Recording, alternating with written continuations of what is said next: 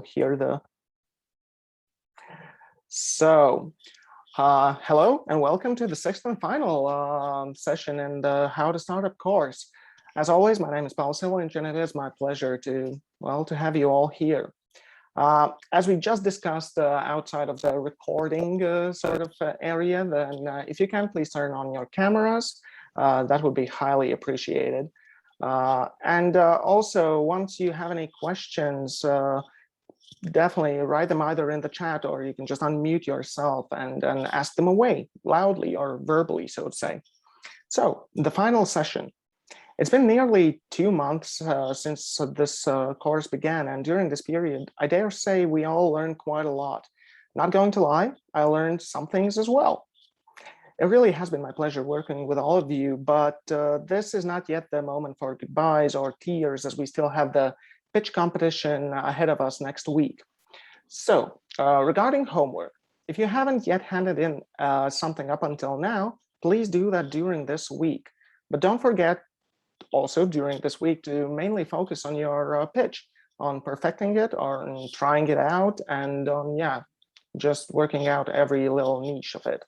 And regarding the pitch workshop, if you recall on Slack, I did ask you if any of you would be willing to join a pitch workshop this Wednesday. So first of all, thank you for your responses. We are currently finalizing the mentor who will helm this workshop, but as discussed, it would take place this Wednesday at 6 o'clock Riga time. I will send out the calendar invitations once we have finalized or locked the mentor. But one thing I'd like to mention is that anyone can join the workshop, but it would be highly appreciated that only those that are going to do the actual pitching, that they participate in the workshop actively, as otherwise it might take longer than 2 hours just to go through all of you trying it out. So, but yeah, definitely join the workshop just to see what's happening there, how is everybody trained, and so on. And another thing, I know you are eager to learn about the prizes for the pitch competition, but to keep the suspense a bit longer, I will reveal them by the end of the session today. So sorry for that, but regarding the pitch competition, both the prizes and some more technical details, I will talk about them at the end of the session. So for the final session, we are going to talk about the team, company culture, sales, pivoting, and much more.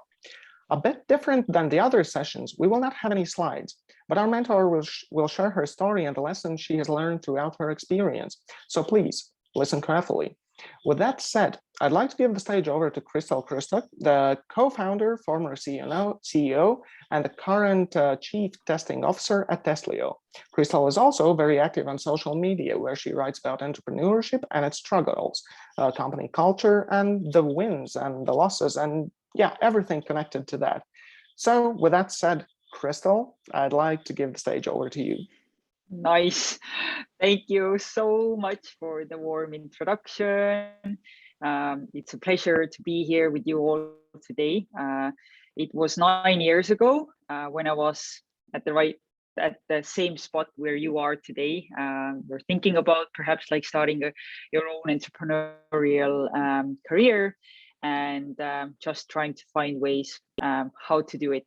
So a little bit about me first before I dive into the story. So as Paul said as well, I will share my entrepreneurial story with you today, telling you exactly what has happened within those past 9 years. And I also strongly encourage you to ask questions whenever you have them, because there are a lot of details about my stories, and I don't want you to feel that you have to keep every question in mind like for the entire presentation. So instead, like, you can either use the chat and I will answer them right after I've spoken or finished my presentation, or I can just take them on as we go. Anyways, as Paul said, I am the founder and Chief Testing Officer at Testlio. And Testlio is a company that tests apps. And what's unique about our offering is that we test our customers' apps through a global network of software testers. So we verify our testers that sign up from all over the world on our platform, and we match them with companies that need testing. Our customers are one of the biggest app developers or software developers in the world, like Microsoft, Hotels.com, CBS, and so on. And within those past 9 years, it's been a crazy journey. We have also raised some venture capital of about $8 million in funding, but for the past 3 years, we have been profitable, and it's just the way to go for us for now. And we have our company is now about 150 people. We are growing, like last year, or for example, this year, we've grown more than 100% already. And we're hiring very aggressively in all different departments. And it's really an awesome journey to be part of. But yeah, the current kind of situation is it's so incredible, and I'm really thankful that about 3 years ago we had an opportunity to take on a CEO who could take the company to the next level, because I really personally thought that this is just not something that I was born to do. I am an executor, I am a starter, I ignite things, and once you become a bigger company, like you have to start thinking more strategically. Like one thing that's never going to be taken away from the CEO is the numbers. I hated the numbers, or like sitting in financial models, and so I went back to my roots now more than 3 years ago, and I now take care of like our testing network. So today we have more than 10,000 testers in our global network of testers who we have verified to make sure that they provide quality services to our customers. But the end game is that we really take quality as our own responsibility within Testlio. The customers don't have like the direct like kind of communication with the testers. It's us, and it's our services team that also makes sure that the quality is always very high, and we meet our customers' expectations. And so, yeah, we do all types of testing, from functional to localization to user testing. And software is also a big part of what we do. So we are building automation tools that could also benefit, like where our customers could also benefit from our services. Because, yeah, we see that manual QA is never going to go anywhere as long as people use software. And so, yeah, we think it's a combination of manual and automated testing. And that's why we also invest heavily in automation as well, to make sure that we cover our customers' needs. And yeah, it's really an awesome journey. It's been an awesome journey. I've said that once again. But yeah, like today, I just want to kind of go back to the beginning of Testlio and yeah, tell you why I even started, because I think that's the point where most of you are thinking about an idea, or you have an issue, or you have a problem, and you don't know where to start. So yeah, today I'll just share my story. So, but first of all, my story kind of goes back into like 2008 when I was 19 years old. I graduated high school. I was like an average student. Like math was really, really bad. Like I got the worst grades there, and my math teacher didn't even want to let me to the final exams because I was so bad at it. And then, but when I graduated, I did my math final exam, and as all of my grades were kind of average, I didn't know what I wanted to do next with my life. And my sister, who had been like a big influencer in my life since the very early age, and she lived in London. She invited me to live with her in London, so I could just be there for the summer and figure out like what I wanted to do next with my life. And as I was working as a waitress in a local bar, I also started hanging out a lot with my sister and sister's friends, who were all working in tech. and they all told me like, hey, if you don't know what you want to do with your life, just go into tech and you'll definitely find a role for yourself that will apply on your strengths. And even though I had no relationship with computers, I honestly only knew how to use like PowerPoint and Word, and I knew how to play games. I never had the curiosity into what kind of work goes into developing that software so I could use it. But yeah, my sister's friends were like really passionate about it, and then I was like, okay, what can I lose, right? So I went to study programming in a local university here in Estonia back in 2008, and I started my journey in tech. Then as a year went by in the university, I started looking for a job, and I didn't want to go back into waitressing. I wanted to get some practice, and I started looking for a job. So, and all of my friends told me again that as I didn't have too much programming experience, they all told me that, hey, like software testing is something that's very, very easy to do. And to me, that sounded very logical because I had also stumbled upon issues that frustrated me while I was using software, or I stumbled upon crashes. And to me, it sounded like a really logical next step for me to do. And I found a job in a local company here in Estonia that developed like websites to the biggest travel companies, for example, and I started testing. And then from there on, my passion for testing kind of grew. And during my third year in university, which is the last year, I kind of developed a stronger passion for software testing, and I moved on to a bigger company, software development house in Estonia that worked with like Testlio, Sane, and I got to work on some really big and really exciting projects. And that's where I realized that perhaps software testing is something that is dedicated or is made for me, and I don't need to look for another career path in development, for example, which I didn't enjoy doing as much as I did testing, for example. And so as I graduated university back in 2011, I was working in this software development house, and then what happened was that I've always kind of wanted to go out of my comfort zone in life, and I think it comes largely from the fact that I had my older sister who was a big role model for me, and I really wanted to be like her. And so as she had built like a professional career and international career, she was like financially independent.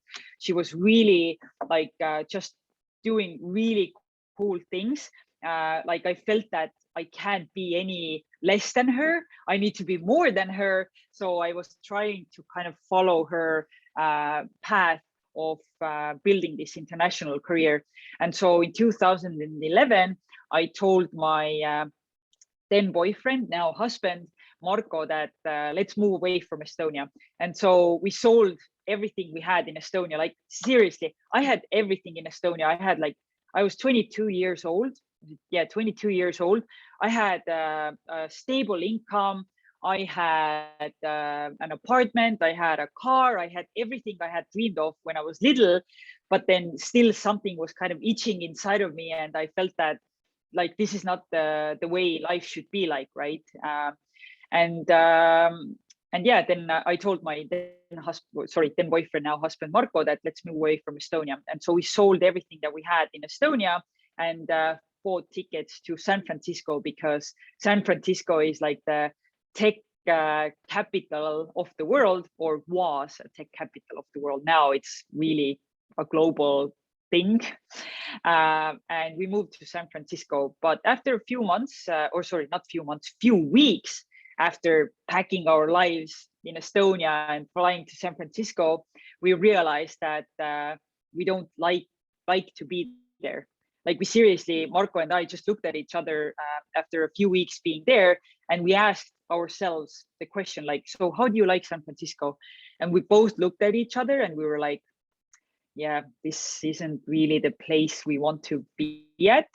And we decided that if we don't like something, then it's best to change it immediately instead of like waiting for something else to happen. And then for the next few months, we went to Dominican Republic, and that's like a small island in the Caribbean Sea. We went there, drank rum on the beach, and did a bit of kite surfing, and really enjoyed life. And we're thinking about like what to do next with our lives. And then as going back to Estonia wasn't really an option for us anymore, because like we have told our friends that we're gonna try having a international career, or we're gonna try to succeed overseas and somewhere else in the world. We couldn't just go back and settle with Estonia and continue from where we left off, right? And so in Dominican Republic, we basically decided that we're going to go to London, and London for the reason that it was really close to home. It was part of the European Union. Like we didn't have to think about the visa issues, and it just seemed like a really great option for us to like travel as well. Like London had a lot of connections, and so we felt like this could be the place for us. So anyways, we went to London. That was in 2012, and in February we flew to London, and I started looking for a job. Like the beginning was super tough, because for the first time in my life, I was working in a foreign speaking environment, and the entire process of how you get a job or how do you get the companies interested in you was to set up your profile in these websites, and then you had to start talking to the recruiters, like third-party recruiters that were calling on behalf of these companies. And these phone interviews were really, really tough for me, because English wasn't my best at that time, and I'm still learning, obviously. And yeah, it was really, really tough for me to get through like the stages of the interview, and so I could really talk to the companies that were looking for new testers to join their teams. But after a month of struggling, like literally struggling, in the end, like the past few weeks before I got a job, I lived in a hostel with 12 other people in the room, in a bunk bed with 3 other people.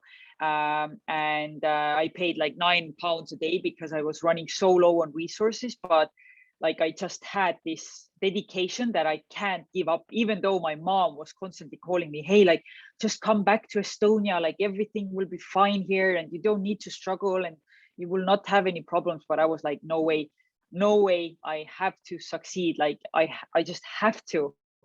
And I can't be any less than my sister. Like my sister has proven that she grew up in the same little town in Estonia and she was able to build an international career. And so for me, having that role model was just so important. So I think it's so important for entrepreneurs as well to have these role models for themselves, so they have somebody to look up to, because it kind of inspires you and it also ignites you to be more and do more. Obviously, as entrepreneurs, we all have to be very cautious and conscious about our mental health as well, and not like punish ourselves if we don't succeed or if we fail. But overall, I think it's so important to have like these role models for yourself in your life, and somebody that you can look up to and be more like. But obviously, be yourself and stay yourself in this process. So anyways, after I finally found a job, after weeks of struggling and really trying to learning to sell my skills over the phone, I finally landed a job in a local fintech company that was developing platforms, like currency trading platforms for some of the biggest banks in the world. And I was so excited to start my journey. But then my journey continued in a way that I didn't expect ever to happen. Like for me, I was so passionate about testing that I was like, I want to become the best tester in the world. Like when I was in London, I was like, literally, I need to become the best tester in the world. How am I going to do that? And so as I was the only tester in my team in London, I figured that one way to always become better is by learning from people smarter than me. So one thing that I did is that I started going to different events like conferences, meetups, and I contacted like some of my role models in the testing industry and asked them like if they would be willing to take like me taking them out for lunch so I could just learn from their experience. And so I started looking to find ways how to connect with these industry leaders so I could just learn to become better. And then the other thing that I did was that as obviously like one part is the theory, right? Then the other part is like practice, and practice always makes it perfect. So that was the first time in 2012 when I found out about like this gig economy. Like there were companies like Freelancer, for example, or Odesk that were just started to grow. And these were like marketplaces for people like with tech skills who also had an opportunity to meet potential employers through a platform. And there was a similar website created for testers, and they were focusing on a really clear path, which was let's connect testers with companies that need testing. And I became part of several different websites that offered crowd testing services to the companies that they were able to acquire as customers. And I immediately fell in love with the idea, because as a tester, I was like, oh my God, this is so awesome. As a tester, I have the opportunity to learn from other testers around the world. Like literally, they were the first, like there were a couple of websites that were like connecting all these testers around the world on the platform with companies that require testing. And the second thing was that I just they offered salaries basically, or they paid out for every issue that the tester was able to report for the customer. And I just kind of loved the idea. But for me, one of the biggest thing was that I am able to learn as a tester throughout this process. And I can learn about other tester strategies. I can learn from their experience. And there were so many benefits that mattered to me as a tester. Like money was kind of a second priority for me at this point as well, because for me, it was all about like becoming the best tester. And I just had to figure out like how to do it. And so I started becoming really active. I became really active on some of those crowd testing websites. And after a few months, I was just frustrated. I was frustrated as a tester. And I like one of the key reasons for me, maybe it would be good for you to tell you about the reasons as well, was that I didn't feel appreciated as a tester. And the reason came from the fact that as testers were paid per every issue that they reported, like there was no collaboration between the testers. Everybody was fighting for their own issues. And there was no, like testers were kind of working in an isolation, but in my mind, quality should always be everybody's responsibility. So there should be like a platform that incentivizes testers to collaborate. It incentivizes testers to work with the customers and just really figure out like how can they provide better quality service to the end users, right? And so I was just, anyways, I was super frustrated about my experiences. And that's where I started kind of looking for alternative products in the market. Or alternative like marketplaces where I could become part of, and I didn't find any. So what happened next is interesting, because like the thing is, I never wanted to become an entrepreneur. Testlio was born because I had a personal frustration in an industry that I was so passionate about, and I had to do something about it. So as I started looking into the market, I realized that the crowd testing industry is a growing industry, and it's still growing like aggressively because everybody wants their apps to work in any device, in any language. in any country, right? And the need for great quality products was increasingly becoming more and more important, because every customer out there today, or every product out there today, has many competitors, right? And so as you think about your as you think about your potential business idea, like I would say to you that ideas don't matter anymore these days. It's all about really the execution. It's all about the team. It's all about the just developing faster and innovating faster than your competitors. So ideas matter a lot, obviously, but a little, not a lot. They matter a little, but most of all, I think it's about the execution and just innovating faster than any of your kind of competitors. So anyways, as I was really frustrated with my experience as a software tester in London, I noticed the next thing that I did was that I noticed that there was a hackathon, like a global hackathon series coming to London called Angel Hack. And Angel Hack was a hackathon similar to Garage 48. I'm not sure if you have heard about this kind of an event, but it's an event where like idea owners meet developers, they meet designers, they meet project managers, and they all come together for 25 or 48 hours to build a prototype and then present it to the judges who will choose the winners. And there was a similar event coming to London, but it was more on a global scale, meaning that in each country that the hackathon went to, they chose winners from like 35 different countries. And all of these winners were like won tickets to San Francisco to present in the finals of this hackathon. And the final prize was $25,000 as an investment.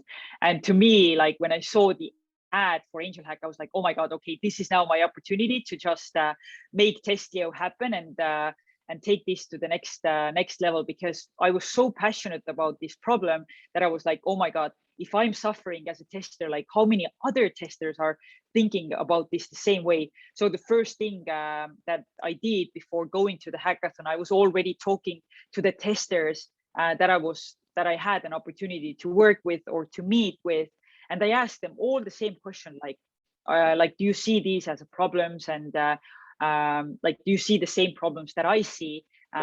Because I knew that like one of the most important thing is that if you are an entrepreneur, you have to develop something that matters to people and that solves a real problem.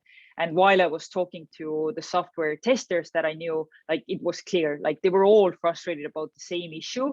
Like they loved the concept that there was finally a platform that would connect all these testers globally, but these platforms were kind of devaluing or taking the value of testers like out of the picture pretty much. And so I just hated it. So I had to do something about it.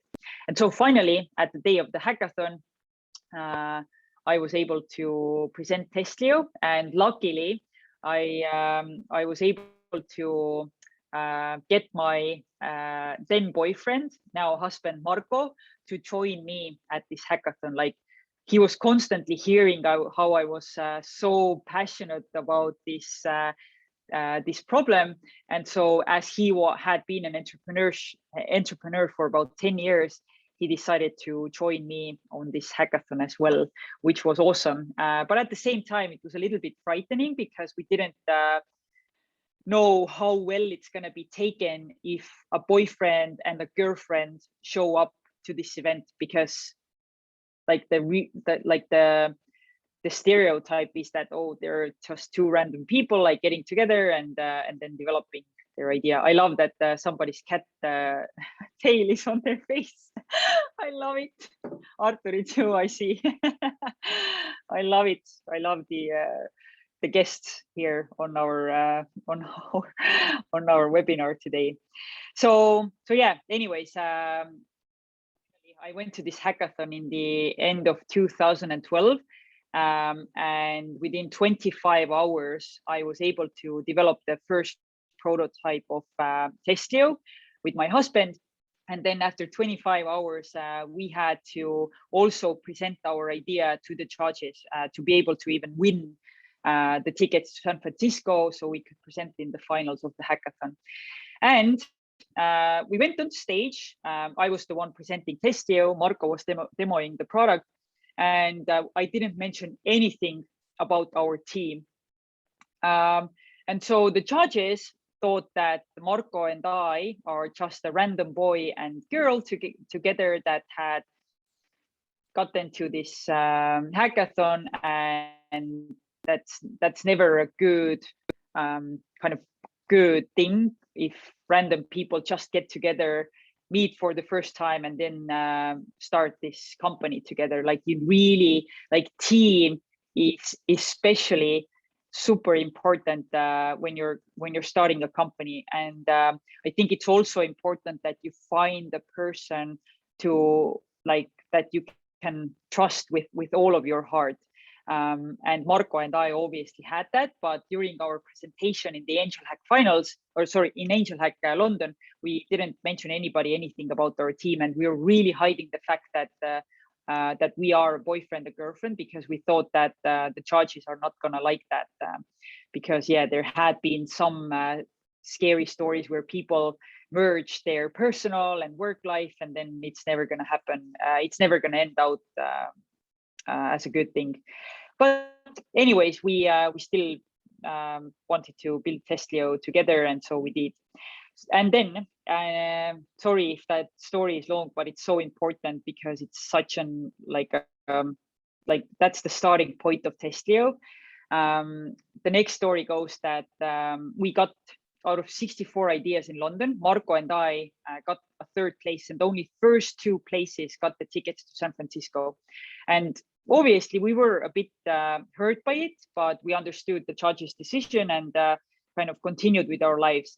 But then the next day after the hackathon, Marko ended up going to a co-working space, and he went on to develop Testlio. And then all of a sudden, the founder of Angel Hack walked through the door, and Marko started immediately talking to him that, hey, Mark, like Kristel and I are a boyfriend and girlfriend. We've traveled the world together, and we've been together for a few years. And this guy was like, what the fuck?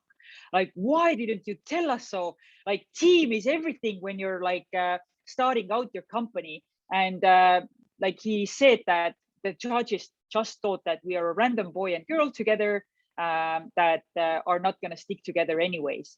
But then this guy was like immediately, okay, you have the tickets to San Francisco, just be there, and you'll have a seat at the finals. And Marko and I were so happy about this. And then for the next 2 months, we were practicing and building and developing Testlio further. And by the time we went to the finals to present and compete with 25 other finalists from all over the world, we were able to get the main prize, which was $25,000 as an investment. So that was like a huge achievement for us.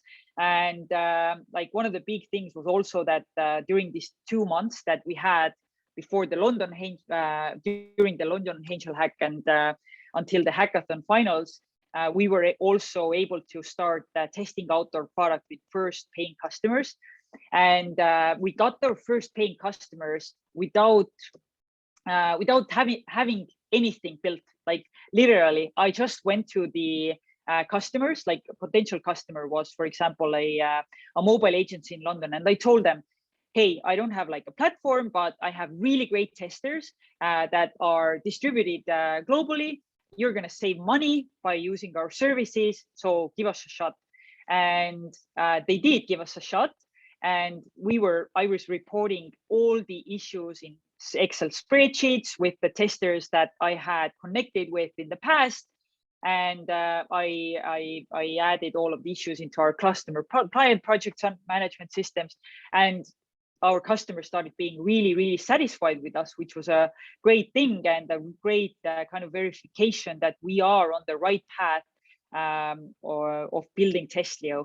And as for many of you, I think it's important to think about this as well, that not every time you need to have a working product in place, like that perfect product in place, because the reality is that you can do a lot of the things manually already, because for the customer, the end goal, that like the dream that we were selling to them was that your product's quality is going to be better, and hey, you are going to save money and time instead of like hiring internal testers to your team. And for them, that's all that matters, right? Like for them, it didn't really matter how are we going to execute on this. Like they just wanted to see better results than they had before. And so just keep that in mind as well as you start developing your own products, that like you can do a lot of things manually instead of like don't immediately need to raise an investment and dive into developing the product, but instead you can do a lot of testing by yourself on your own. So yeah, that's what I wanted to say. Anyways, I'm just gonna check the chat for now. Nope, no questions just yet. Paul, give me some feedback just for a moment. How is it right now? Like, is it a crazy story? Like, do you understand anything what I was doing, or?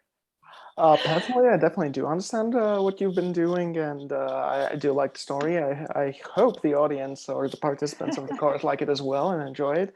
And yeah, of course, everybody, if you have any questions whatsoever, go ahead, just ask anything in the chat or by unmuting yourselves. So yeah, otherwise I will just continue.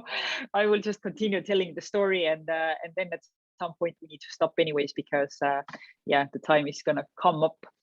But yeah, thanks Ratro for the feedback as well, that my story is interesting. It's definitely been a journey for sure.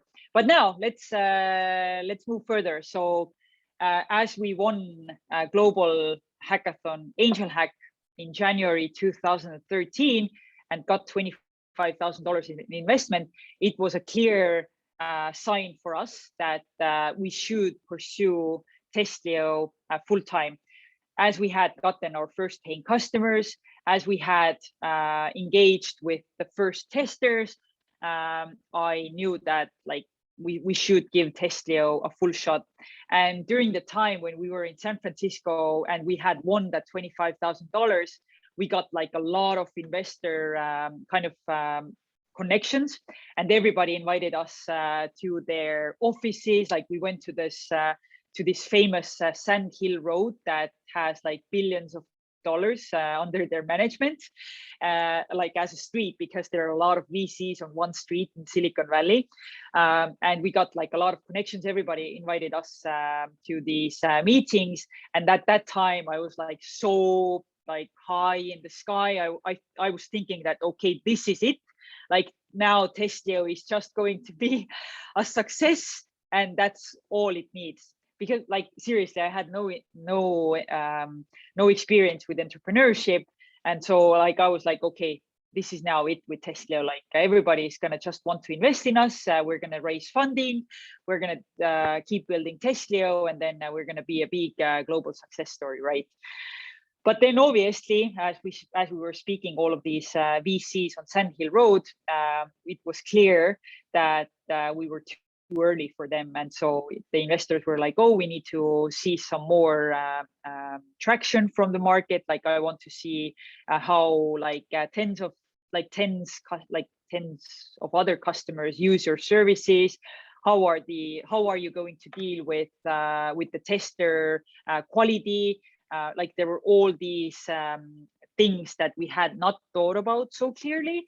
So the VCs were like, okay, let's meet in 1 or 2 years once you're ready with these things, or not even ready, but once you've thought more about these things, and once you've already gained more traction, so you have just that information to draw these conclusions from, right? So anyways, but it was clear that we want to pursue Testlio full time. So we went back to London. I quit my full-time job, and then in the beginning of April 2013, we moved back to Estonia because living in London was way too expensive. And as I had never dreamed about becoming an entrepreneur, and I had no savings, like literally in London, we were living from month to month, because like 70% of my income went to the apartment, and then the rest was for food, because my husband, or then my boyfriend, was also building a startup, and he didn't have any income at that point. So we were like just really, it was a really challenging time. And so as we had no interest at that point to raise any funding for Testlio either, and living in London was so expensive, we decided that, okay, let's go back to Estonia for a moment and figure out like what are we going to do next. So in April 2013, we moved back to Estonia, and I immediately again contacted a person that I always looked up to in the kind of entrepreneurship world, and that person was Ragnar Sass, who founded one of the most successful Estonian companies called Pipedrive. And again, we're coming to the same point that I started with, which is that once you start building your own company, you need to reach out to people that are smarter than you, because you can gain something from their experience, and you can get their network, and they can support you on this journey of becoming an entrepreneur. So as I knew Ragnar previously from being part of a hackathon in Estonia with my course mates in college, I knew him, that he was building like Pipedrive, and I thought that he might have some useful information to give out to us as well. And so Ragnar immediately started helping us, and he became the first official advisor for Testlio as well. And his first question for us was like, what the hell are you doing in Estonia? Like, there's no market here, right? Like, there's only 1.3 million people. There are not enough like software development houses or app developers that would require your services, that you should get the hell out of here, right? And that's what we did. So the next thing that we did was that we applied to a business accelerator program called Techstars. And Techstars at the time was, yes, I think they were like the top one, if I remember correctly, so that their acceptance rate to the program was only 1%. So out of 1,000 applicants, 10 companies were selected into the program. And Marco and I saw that there was an opening for Techstars Austin that happened in Texas, Austin in the US, and we decided to apply.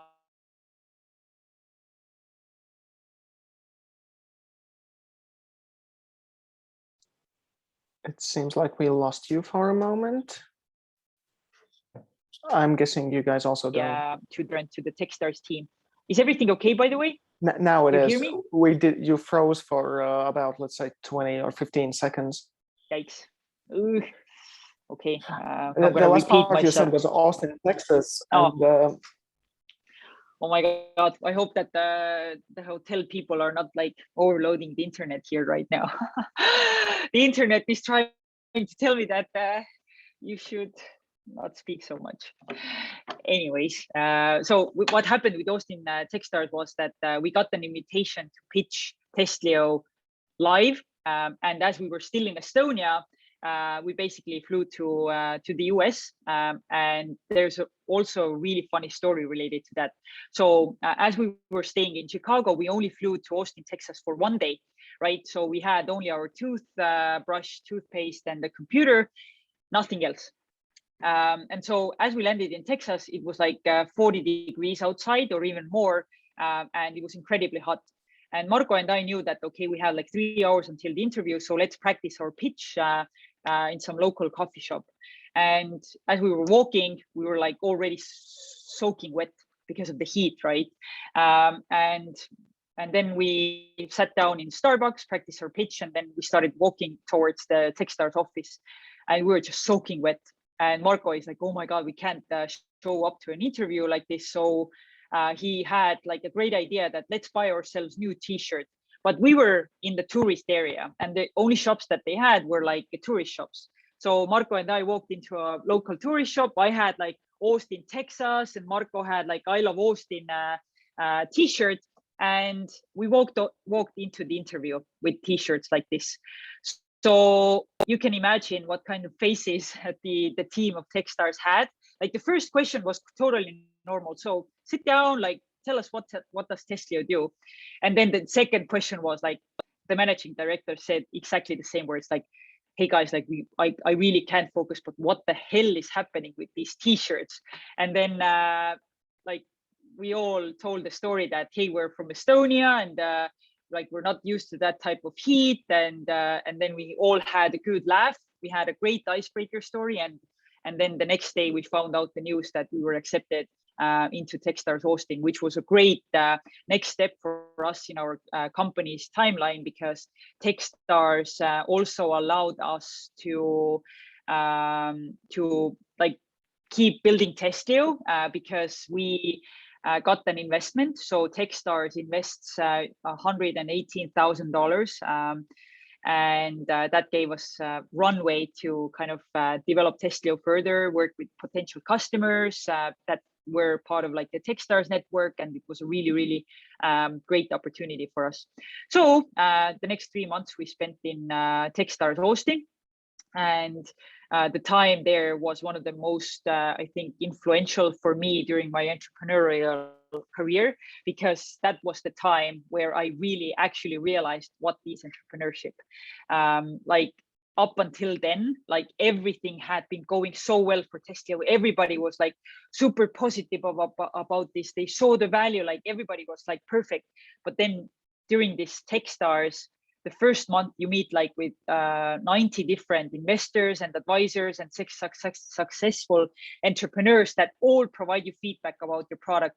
And so you have 5 meetings a day that are all 30 minutes long, and you have to pitch your product. And the feedback that we started getting was like from one end to the other. Like some loved it, some hated it. Some told us that, hey, like this idea is never going to work because QA is going to be dead within 5 years time. Like everything is going to be automated. You're never going to be able to build out this community with quality. And yeah, your idea sucks. Like go think about something else and like just pivot it. And I know, Paul, you wanted just to briefly to stop on the pivoting aspect as well. So like at Testlio, we have never had to pivot anything. Like Testlio has been what it has been and what I've dreamed about since day one. But in some other, for some other companies that we had in the program, like some changed their business idea 180 degrees. Like they completely changed their idea to a different industry, different problem. And that's kind of like really, really a common thing that I see as well, that people have an idea, but then they realize that they're not going to be able to make money on it. And but in order for your business to survive, you have to, I hope you can still hear me because I got a message that my connection is unstable. In order for your business to survive, you need revenue. But obviously today we live in a crazy world where there was just a company that was making cars, and they want to make an IPO with a $60 billion valuation, and they didn't even have revenue in their financial kind of plans, which is just the crazy world we live in. Like right now, so many, like there is so much money in our economy that like crazy ideas get funding, and people just emotionally invest in these crazy ideas. And there's obviously a lot of failure as well, but a lot of the times companies pivot when they realize that, hey, I'm not going to be able to make money on this business idea, so let's do something else. But that's just part of the process. And I think as an entrepreneur, it's important to keep in mind that just don't give up and keep going. So anyways, as I said, Techstars was one of the kind of the most, like that taught me most about entrepreneurship as well, that it's not always roses and rainbows and unicorns. It's also like a lot of struggle and tears. And so for me, this feedback that we received, especially critical feedback that we received from these different entrepreneurs and investors, I took it very personally. I was very emotional. So literally, I almost cried every day because of somebody said something to me. But then Marko, who had been with me since the beginning of Testlio, and he had been building companies for 10 years with no success. He told me like, Testlio is doing great. We already have paying customers. We already have testers that believe in our idea. So the only feedback that we need to listen is that is coming from A, from the customers, and B, from the testers. So that's all that we need to focus on. And so that's where I kind of realized that, yes, that's totally true. And I should not only listen to the investors' feedback, but I should, like, if I am solving the right problem for the customers and for the testers, then I should just keep going, because a lot of the times the investors are just some people that made their way into managing a lot of people's money, and they are often not experts in a specific industry, right? And so I was the expert in software testing, and I was so passionate about it. I knew what I was talking about, but then this critical feedback oftentimes like took me off the course and made me think about like if I am doing the right thing. And so anyways, Techstars was really awesome experience-wise. And back in 2013, for example, when accelerators were a big part of like any companies, like tech companies pathway, then I don't think it's as necessary anymore, like because there is so much free like free resources on how to build your company, and like you can always reach out to people on LinkedIn, like whoever you want, and just get their feedback, get their advice, get their money. But yeah, like during these times, like Techstars was really a big part of, I think, our success story as well, because that gave us also, again, yet a bit of confidence that we are developing the right thing, and our idea matters, and people see the value in our business model. And so after 3 months, Techstars, kind of, you graduate Techstars and you dive into the regular world again.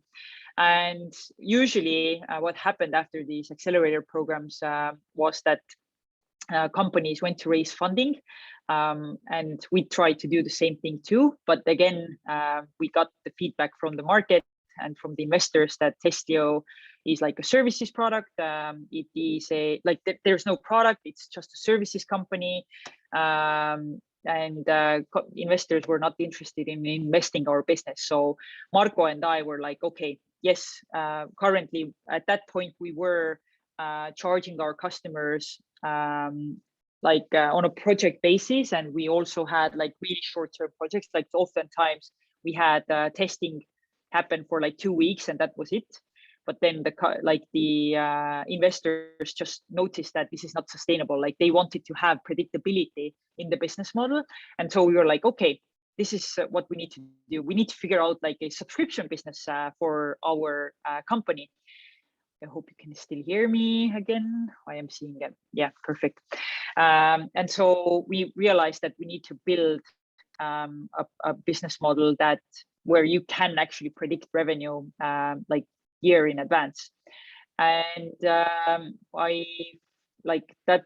That's where I was traveling to San Francisco, and thanks to a T-shirt that one of my friends was wearing in San Francisco, I was able to get connected with a really successful business owner that had previous successful exits, for example. And then at that time, he was building his own startup that had raised like $10 million in funding.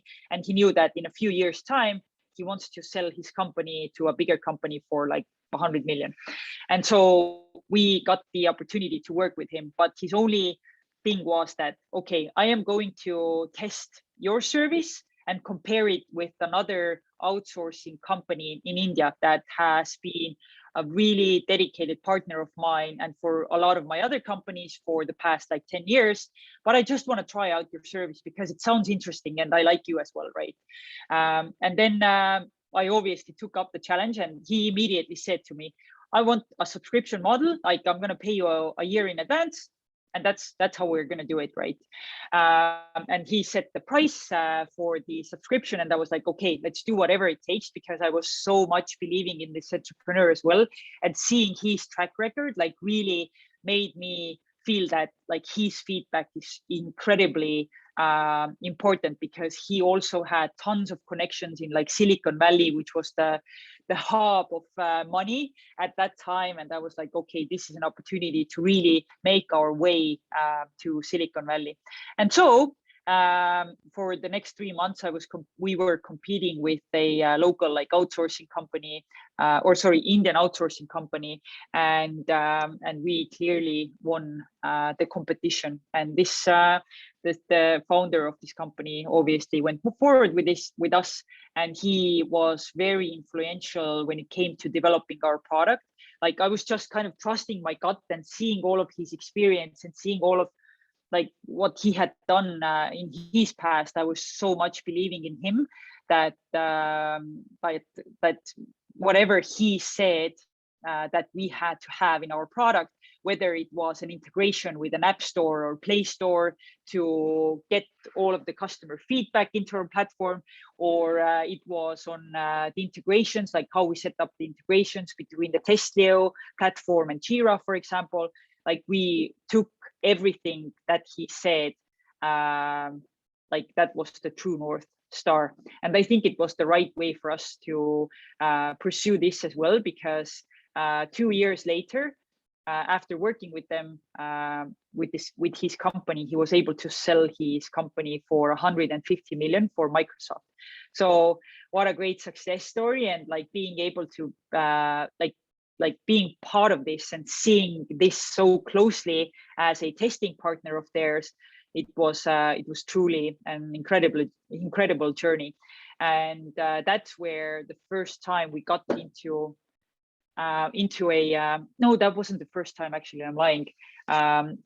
That's where we started making our way into the world of enterprise. The fact that the startup got acquired by Microsoft, we immediately became a vendor for Microsoft. And as Microsoft wanted to replicate the success story of this app that the company was able to build, a lot of the Microsoft teams started showing the interest for Testlio as well, because they were like, oh my God, like this company is so successful, like we want to replicate it and we want to do the exact same things that they were doing.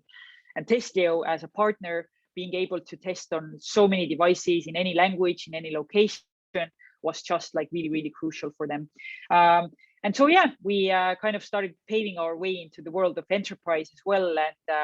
And at that time, we also, as we were a team of, I think, 4 people at the time, that was in 2014, we also made a decision to hire our first salesperson, which was incredibly hard decision to make, because hiring a salesperson in the US was so expensive that we realized that if this person is going to fail in her role, we are going to fail as a company, or we are going to have to start from scratch. But luckily, we were able to find a really great person to lead sales for Testlio, and she was able to bring in like our first $15,000 a month deal, which really proved us that we are on the right track with Testlio. So, and after this success story with hiring our first salesperson, who was really successful, and bringing in the first enterprise customers, the investors started seeing the spark in Testlio, and they started seeing the value that we were able to provide compared to like different outsourcing companies, or compared to internal QA. Like we were able to raise our first round of funding, which was about $1 million, and all this money came from the US and investors in the US, and that again like gave us a really good kick to pursue Testlio further. And so we started hiring more aggressively, and then a year later we also raised another round of funding, which was about 6.25 million. And that's where I think it all started going downwards. So we kept hiring people, but at the same time, we lost ourselves as founders in the process. Like we started hiring people with experience, not people with that had the same values that we did. And so we completely lost trust in our gut, that we didn't know what to do anymore, but yet at the same time we had the pressure from the investors to keep growing the revenue, and so we did whatever it took to keep doing this. And then this all kind of peaked at a point where we had grown Testlio to about 60 people, and as all of our commitments with customers were like yearly subscriptions, but with a 30-day opt-out, one of our biggest customers left us because they had an internal shift and transition in the team where the spokespeople for Testlio were transferred to a completely other role and the team. So Testlio's contract ended, and that was a real disaster for our entire team. And that's where Marko and I knew that the only way to push forward ourselves from this point is to let go some people, which is probably the hardest decision that I have ever had to make in my life. Like the fact that as a founder, you are able to attract great talent to your company, but then they believe in you and they give you your time, and you're just letting letting them down was like a really hard time. But that was the only way for us to move forward, because at some point we realized that our burn went too high. Our marketing department, for example, had grown too big in one of the most expensive cities in the world, which was San Francisco, and they were not the return on investment wasn't there, so it was basically negative. And we realized that the only way to move forward from this point was to let go our marketing department, let go some other kind of roles that were not necessarily producing any value for Testlio. And we knew that we had to move forward as a company to keep going. But that was the time where I was like, for the last months, I was pregnant. I was waiting for my first child, and to go through this emotional stress where you wake up in the middle of the night because you have so much anxiety. You feel like you are the biggest failure in the world, because constantly what feels to us as founders through the media is that everybody's doing so great, like everybody's only raising money, everybody's only like increasing their revenues, and like for everybody everything is always going so well. And then when I compared myself to all these founder stories that I read from media, I was just like literally devastated. I felt such a failure, but I had nothing else left to do but to keep going despite all these changes that we had to do in the company. And obviously, due to these challenges, some people just left the company because they didn't believe in us anymore. But that was also a really good time for Marko and I to understand like what really matters for us. And for us, we really felt that we were losing ourselves during this process of raising funding, and then also hiring a lot of people, where we started, instead of like looking at the values first, we started looking for people's experiences first instead of their values, and not like even overlooking at their values because their experience was so great, right? And oftentimes like you felt like awkward in the interview, but then again, like you got a good recommendation from someone, and then this person had like great experience, and you still decided to move forward with them because that's what the experience told us to do so, right? But yet we had this weird feeling in our gut where everything wasn't as it should be with the people that you really feel connected with. And so we really, like during this time when in 2017, we really realized that we need to hire really people that believe in our values, and also that have great skills. Like obviously need great skills as well, but you should never overlook what your gut tells you. Like if you feel weird about anything as an entrepreneur, you should never take it for like granted. Like you should believe in what your gut is telling you to do. And so what this time also taught for us as entrepreneurs was that your team has come there together so they could solve problems with you, right? Like they have already, when you hired them, like we were always like telling people like what the challenges are, but this time especially taught us to become incredibly open and transparent with the people that we had in the company.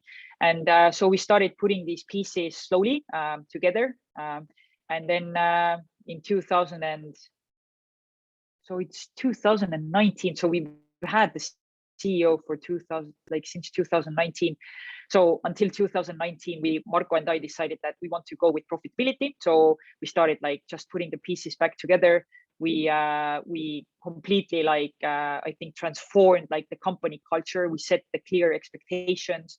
We set the mission. We set the values. We set everything in place so people would know where they are coming to.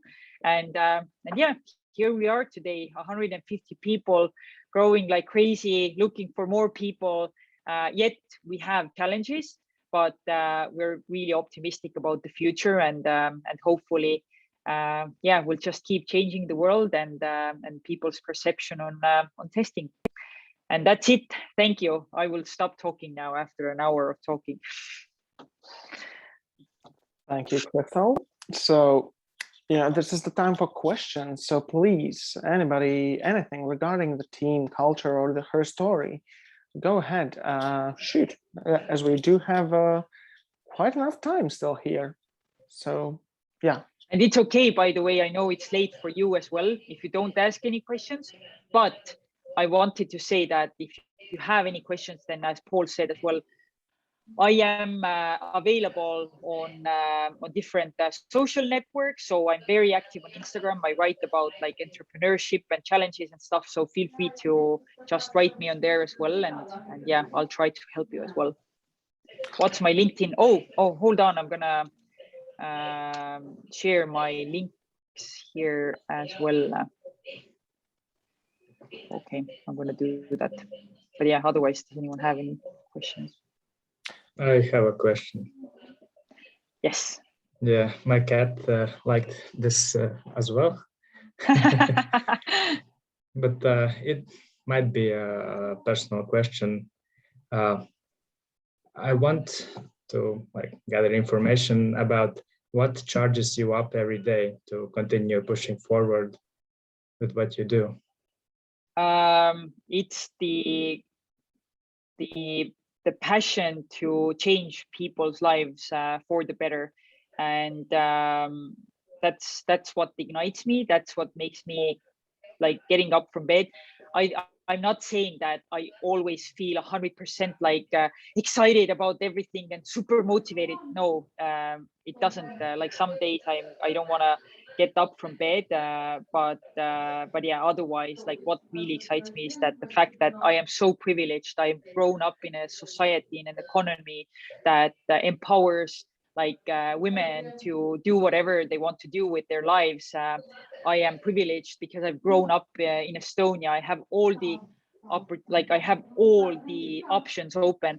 Yet in so many other parts of the world, like there are no choices for you to do anything. And so I just want to help people. I want to provide more work to testers around the world from countries where there are not many opportunities out there. And so I want them to get to know more about the gig economy. And so a year ago, we started the social impact program called Ignite, where it's a 10-week scholarship-based program where we help people to transition their careers into tech. And so we teach people software testing with who have had really challenging life situations, whether it's abuse, discrimination, or it's whatever it is. So yeah, that's what gets me up from bed every day. Yeah, that's very great. Thank you. Oh, thank you for asking. Okay, I see that somebody's asking, is it very necessary to have a co-founder?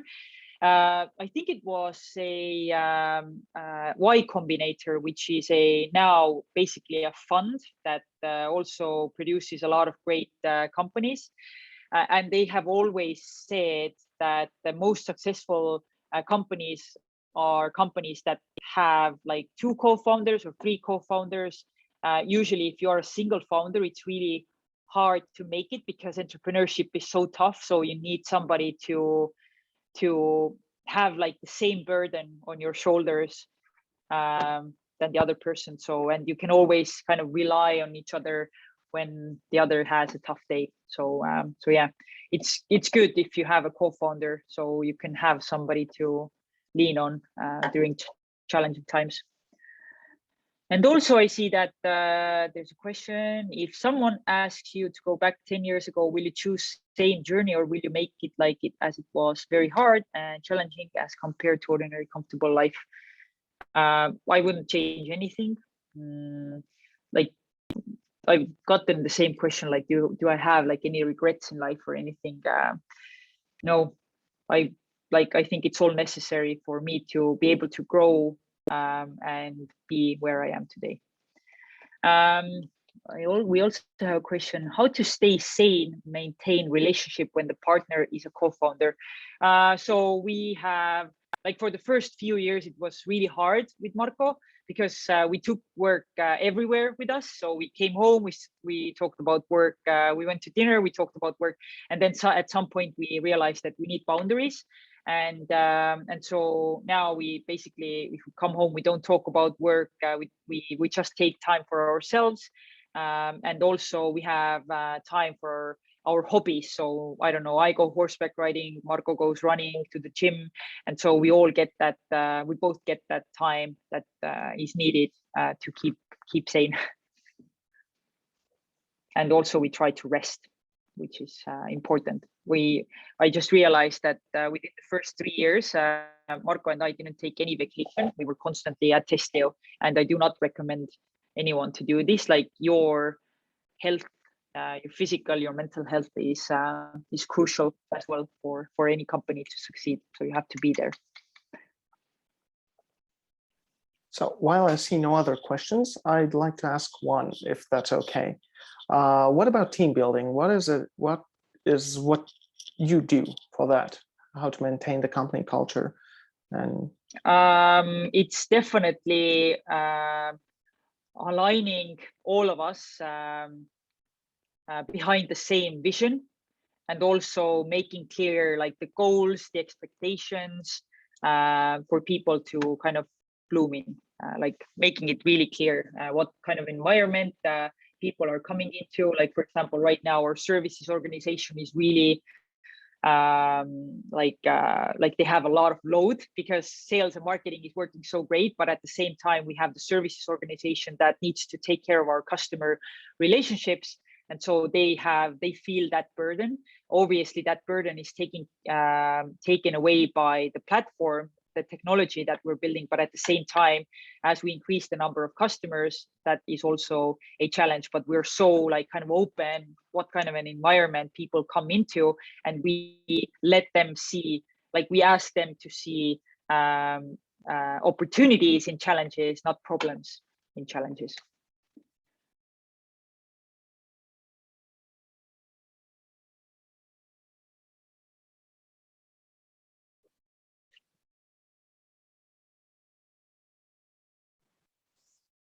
I think you see there is a comment. There is a question. Comment. It is very hard when you are in the middle of your entrepreneurial journey and crossing through most challenging path all alone. And on the other hand, you are getting offers to a comfortable life. What do you think? What to decide? Oh, I would. I don't know. I didn't get any job. Oh, actually, I got a job offer again as well in the beginning of my journey as an entrepreneur. But I was so passionate about solving a problem for the testers that it just didn't. It would have not motivated me. And for me, it's always also important to just have an impact with your actions. And yeah, money wasn't like, I was just like without kids, like we could live with Marco's parents in Estonia, for example, and I didn't have any motivation to go and work for a company where instead I could solve a problem for so many testers. Luck, does luck matter or just hard work? I think it requires a little bit of luck, but like 99.99% it's hard work, and it's also smart work, and it's also not giving up. Like one thing that these 9 years have only taught me is that you should never give up. That's it. Just keep going. Like we've had so many tough times where you think that, holy shit, like we're like, that's it. Like you have like 3 months of runway left in your bank, and you're like, okay, what the hell is gonna happen? And then you are going to have to make those tough decisions because of your stupid decisions. But that's the reality that you've gotten yourself into, and so you are going to be more careful the next time. Yeah. How soon is too soon to give away the CEO responsibilities to someone else? That's a great question. I know that there are some VCs that say like, oh, founder CEOs are the best CEOs, but I would disagree with it. I think if you are a founder, you are like, you often have skill set that where you make things happen and you ignite new things, but then after a time, like this company, like how you lead the company, it becomes very strategic, and so at that point, like if you don't have any interest to develop these skills further, which I didn't have, I was like, I'm happy to have a CEO in place and do what I love the most, which is my heart has always been with the testing network. I have another I think question. it's never soon in like you are the founder, you would like, your only goal is to make the company successful. If you see that I hate the CEO role, I don't want to be in it, but I want to be dedicated to this company in a different role, then that's totally fine as well. Like and you are going to, like, if an investor doesn't believe in it, then they're probably not an investor for you, because they should care about your well-being and you should be doing things that you love. That's yeah. it. I have a question. But oftentimes, yeah, you just don't have the money to hire a CEO, right? So you have to just, do it. Yeah, I have a question about what's the meeting culture at Testlio? Like, on what principles it's based? Like, it's free for all, maybe jury, like in courts, or how you do it? What do you mean meeting?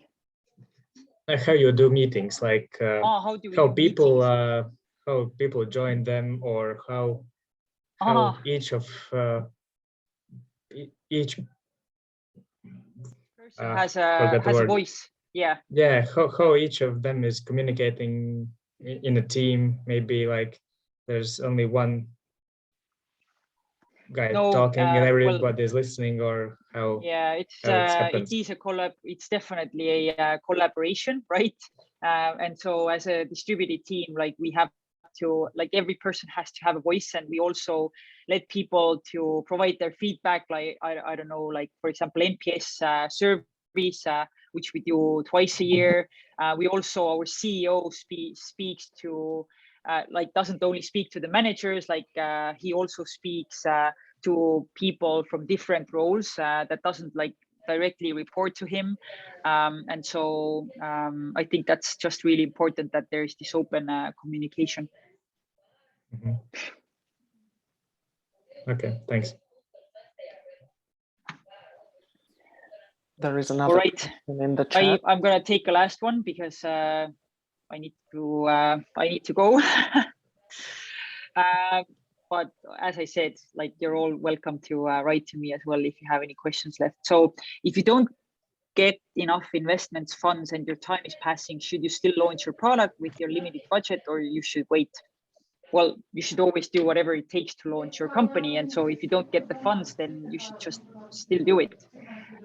Or maybe change your strategy of how you find investors, because they're definitely, I think Mikita Mikado, who founded a company called PandaDoc, it's a Belarus, a company from Belarus that just reached a unicorn status. And he once wrote a blog post on how he went through like 100, or was it like 500 investors or something, and then like 5 people said yes to him. So yeah, that's just some dedication. As an entrepreneur, you like, that shouldn't be even a question. Like, if you're truly passionate about what you solve, then like you'll be able to get whatever you need to make this happen.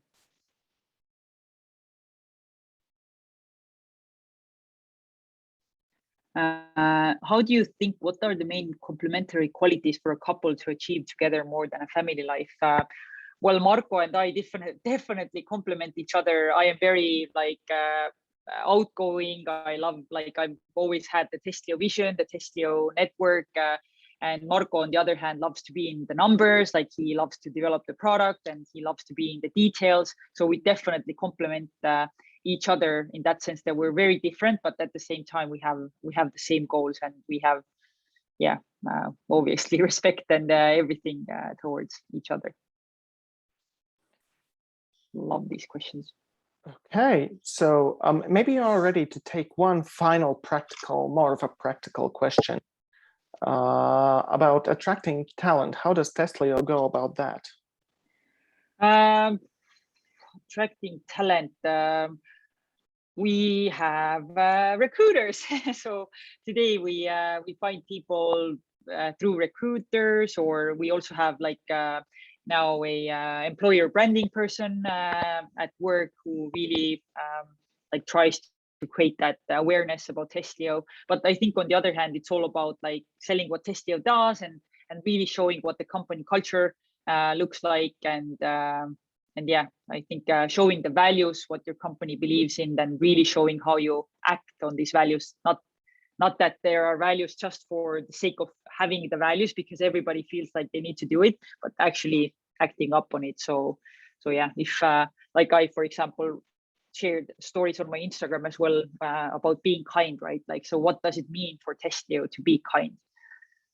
So that there are all these stories. So yeah, that's it. Okay, amazing. Well, then I'd like to say thank you, Kristel, for joining us here today, and yeah, for talking us through your story. And hopefully, not only you gave inspiration to the audience here, but also some practical lessons which they can take away from today, and yeah, hopefully use on their personal journeys. So once more, thank you a lot, and. As mentioned at the beginning and somewhere at the end, that you are very active on the social media where you talk about these things, and you did share your links to your LinkedIn and to Instagram in the chat. So if anybody is interested to follow and to learn more and to hear more, then please go over to the links and yeah, just follow Kristel. So once more, thank you, and yeah, then. Yeah, thank you for spending time. All right. All right. It was awesome being here, and thanks for having me. And yeah, talk to you soon. Bye. Bye. So before we actually end this session, there are a couple of things I'd like to tell you, well, the participants here. So regarding next week, we will begin at 6 o'clock. I'm talking about the pitch competition here. We will begin at 6 o'clock, and previously I will have shared with you the order in which you are going to pitch. So in order for me to do that, and also to get a bit more clearer vision about this Wednesday, please, until Wednesday, let me know who will be the ones from the team doing the pitching. I mean, it can be 2 people or even more, but I would not suggest that. It should be a single person who does the pitching. That's always the best course of action, because when it's 2 people talking at the same time, it doesn't go smoothly. Of course, it can be done, but still, I would suggest just a single person doing that. And also, as mentioned in the guidelines I shared in the announcements channel, we are going to do it over Zoom. similar to how we are having these sessions right now. As always, there is going to be a small intro by me, and after that, we will jump right into it. One by one, I will give you the floor, and you will have to share your screen and thus show us your slides. Once you start sharing, we will give you 3 minutes for the pitch. Sorry beforehand, but I am going to be strict about this. It's going to be only 3 minutes. Maybe you will get like a second or two over the 3 minutes, but I am going to jump in and scream, not scream, just say, sorry, stop, 3 minutes over. Because that's also part of the experience we are trying to give here. When you go pitching at hackathons or in front of investors or what other kinds of competitions, they are going to be strict about the time. Sometimes you might get lucky and they might give you like, okay, finish the sentence, or you go over like 20 seconds. But most of the times they are going to just cut you off. Even if you're in the middle of a word, they're going to like, okay, your mic's gone. So I'm going to try to do the same, but maybe not as terribly as like muting you mid-word. But yeah, so after the 3 minutes, we will give the jury the floor, and they will have 3 minutes to ask you questions. What kind of questions? Well, I can't tell you just yet. I have no idea. They're going to come up with them on the spot. So that's how it's going to be. 3 minutes of pitching and 3 minutes of questions from jury. And yeah, once you are done with your pitch, the jury is going to head over to a different call where they will make the decision. It should be up to half an hour. You all will remain basically in the previous call. There is going to be something, maybe an inspirational story or whatnot. I will give you the details on what's going to happen during that half an hour. But yeah, after the half an hour, then the jury is going to return and we will announce the winners. And regarding the prizes, as you should understand, this wasn't about prizes really from the beginning. It wasn't about money. Definitely, I'm sorry if you were expecting monetary prizes. That's not going to happen. They are going to be more of symbolic and something that can help you along the way. So what I can say so far to you, the first 3 places, the teams are each team will receive the book The Lean Startup by Eric Ries. That's one of the things. Also, the first 3 places, in this case though, only the Latvian speaking teams though, will receive a fast track to the Innovation Academy. What exactly that is, I will post it on Slack, but you might recall that Viestas Sosāts, who was our second mentor in the How to Startup course, he's one of the, well, he's basically the person leading Innovation Academy. So if you are looking for more experience or knowledge in the field, especially in the field of entrepreneurship and startups, then the Innovation Academy might be the place for you. It's brand new, and yeah, it should do great things and definitely give you a lot of valuable experience. So that is going to be something that the first 3 places receive. And as for the first place, they will also receive tickets to TechChill 2022. One is going to be a physical ticket, the rest, depending on the number of teammates you have, the rest are going to be digital tickets, but still the whole team is going to be able to experience TechChill 2022. And during this week, I might announce more prizes, but don't hold your breath on that. We are still currently in the talks with several partners regarding that. Hopefully some more things will come, but yeah, these are the prizes for now. I hope they're okay.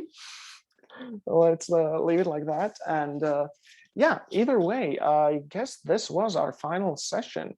This was more of an inspirational story. On Wednesday, we are going to have an extra session, but as I said at the beginning, it's mainly for the team leads, the ones that are going to do the pitching. The rest of you can join the call as well, but the main work is going to be done with the ones that are going to do the pitching. So that's going to be sort of an extra workshop, extra session for you. If you can make it, amazing. If you can't, yeah, sorry for that. Are we also going to get any certificate? Yes, rather, everybody is going to receive a certificate that they have finished this course. And basically what you need to do, what you need to have done in order to receive it is to have been working in a team. You all have done that, to have handed in the homeworks as a whole team, and also to have listened to or been part of the lectures. Even if you watched only the recording, that also counts. So yeah, as long as you've done all these things, you will receive their certificate. It is not mandatory to pitch at the pitch competition, but it is highly suggested, as it is a great experience to gain. If you haven't done that previously, please use this opportunity, as we are not going to live stream it anywhere. You don't need to worry that there's going to be like hundreds of eyes watching and listening to every single word you say. No, it's going to be just us, the same people that are here today, right now, and the same people you see on the Slack. So you can sort of feel free and laid back regarding the pitch, and you should use this opportunity. Thank you, Maisa, for the question. How long the recordings or sources will be accessible? So regarding that, the Slack workspace is gonna remain open. I mean, if yeah, I'm not gonna close it down. Not once we end the pitch competition, like done. No, I'm not gonna do that. It's gonna remain open. From the experience, these workspaces don't really remain all that active, but if you want to, you can still post some valuable resources for other people. And regarding the recordings, all of them already, the previous 5 sessions are up on YouTube. I will share the links to them later on, but you can already basically head over to Tech Hub Riga YouTube page, and there you will find the first 5 sessions. Today, I'm going to still share the Zoom link, because that one comes quicker than me download, Zoom processing it, than me downloading it and then uploading to YouTube. So I'm going to start with the Zoom link, but afterwards I'm going to change it to the YouTube link.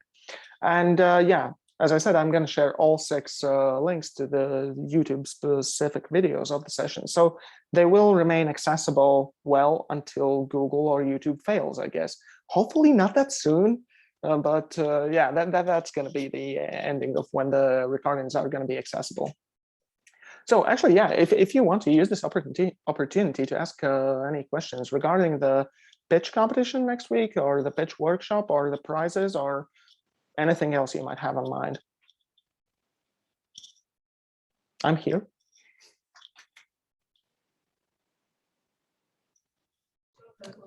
So about the pitch competition, it basically is the same PowerPoint presentation that we sent previously, but for something completely different. No, I'm definitely not expecting anything completely different, unless you want to make it completely different. I mean, that was kind of the draft after which I sent you the comments or the feedback. And yeah, what I expect to see is an updated version of what you used. You can still, if you want to, you can just change it by 180 degrees if you want to, if you feel like that's going to help. It's your choice, really, at the end of the day. You can also pitch using the same exact slides. So it's up to you. There are no specific expectations in this sense.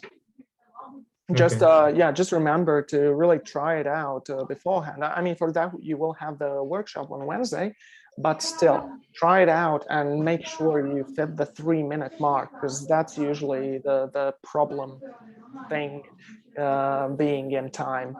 It is definitely worth spending at least an hour or even more just basically talking to yourself in the mirror and pitching to yourself, and play and stop on the timer. So yeah, I would highly suggest doing that. Okay. So after this course and the presentation, this is completely over, or there's some continuity after presentation as well? There's some other steps as well? After the pitch competition, after this course, this is pretty much completely over. Currently, there is the next school by Tech Hub Riga also happening. Today was their first session. But that's the problem. We have their 2 first sessions colliding with our last session and our last session and our pitch competition. It might be still possible to join that course. I can figure that out, find that out, and let you know, because my colleague is leading that course. But that course is well, rather in this case, it might be for you as well, because it's more for already established teams and for ideas that are already in development. I know that other teams are also here more in development, but I know that you are some steps already ahead. So yeah, I will find out if it's still possible to join it. And then yeah, you might miss the first 2 sessions I would suggest watching the recordings, of course, afterwards. But then you would join by the third one. But as for this course, yes, sadly though, next week on Monday, I'm gonna give the heartfelt and tearful speech where I'm gonna say goodbye and etc. So yeah, that's gonna be it. But of course, we're all gonna remain on Slack unless you decide to just quit the workspace. It's also fine. We are gonna remain there, and if you have any further questions afterwards, you will be able to reach me there. I'm not gonna disappear anywhere. Yeah, in each session, we keeps on, thanking and appreciating all the, the presenters and the other people coming. But in this session, I would particularly want to, say much obliged to you. Thank you so much. You've been so kind, very nice, doing lots of your efforts, and you are the one who has organized everything for us. So we are really pleased and we are very happy for that. Thank you so much. Thank you for the words. This is, yeah, I'm really happy to hear that. I hope that nobody's angry at me for any reasons, and I hope that I didn't let you down. I know that, yeah, my fault was really handing in the homework feedback a bit later than I expected or wanted to, but I'm sorry about that. That's why I wasn't too angry about when you missed the deadline. So I was like, yeah, I can't get angry because I'm missing them as well. So, but yeah, it's definitely my pleasure working with you guys, and I hope that this. I mean, yeah, as I mentioned, the sessions are pretty much over. So I hope they were useful. I mean, this one was a bit different than the previous ones. There are going to be no slides I can share with you afterwards. But still, I hope you took away something from this session as well, because this was a full story of how it begins and how it, well, not exactly ends, but where it can go off to. And from a really rough start in a sense. So yeah, it's really my pleasure working with you guys. So do you have any more questions? Or one thing I'd like to mention as well, as we do plan to, well, do a third sort of, so to say, startup school next year, I would be really happy if afterwards I will send a feedback form, and I need you guys to be completely honest. This sucked, this was good, this was mediocre, whatever. I would really appreciate your feedback afterwards, but I will send the feedback form. That would be really great if you could fill it out afterwards. So any more questions or comments, or I don't know, just things you want to say? Yeah, I have a question. I'm not quite get. It will be this workshop on Wednesday. It will be offline or online? Oh no, it's going to be online. The same. Also Zoom. We're just going to meet in a call, and each of you will get a chance to basically to try out your pitch, even if it's not completely developed. Still, you're going to try out on the spot. And then the mentor is going to give you feedback on what you should do, shouldn't do, what you should maybe take out, where you should put which parts you should emphasize, and etc. But it's going to happen completely online, so no need to go anywhere really. Okay, but those who attend in the Wednesday pitch workshop, they will present pitching in next Monday, yes? Or I mean, even if you don't attend the workshop on Wednesday, you can still pitch on Monday. The workshop on Wednesday isn't something mandatory. It's not something we actually planned for. It's just something we decided last week that, hey, this might actually help the teams. Because, I mean, you did have a session regarding pitching where Egita talked about pitching, but it's not the same as practicing it with a mentor. So yeah, we just decided if, well, most of the teams, and in this case, it was 9 of you, 9 of team leads that wrote that, yes, I'd be willing to join it. Yeah, our decision was if most of the team leads would be willing to join, then yes, we are going to go the kind of the extra way and create this extra workshop. I am sorry that it's such short notice that we only informed you a week before it, but I still think it could help if you can join it, and it's definitely valuable. But yeah, if you're not able to join it, that's okay. I mean, like I said, just practice the workshop in front of a mirror and on your friends, to pitch it to them, and then you should be also ready to pitch on Monday. okay, thank you very much. You're welcome. Okay, so I guess we are nearing 8 o'clock, and this might be the time for us to call it a night, to end the sessions. And yeah, like I said, I'm gonna post the recording, of course, in the resources as always. I am gonna once more post the information on the prizes on in the announcements channel. And oh yeah, the good thing, there is no homework this time. So that's cool, I guess. And I hope, apart from just perfect your pitch, that's the thing you need to worry about and to think about. And yeah, that's it from my side. Have a wonderful evening, guys, and see you on Slack, and see you on Wednesday for those who will join, and those who won't, see you on next Monday, next Monday during the pitch competition. Have a great evening. Thank you. You Thank too. you. Bye. Thank you. Bye.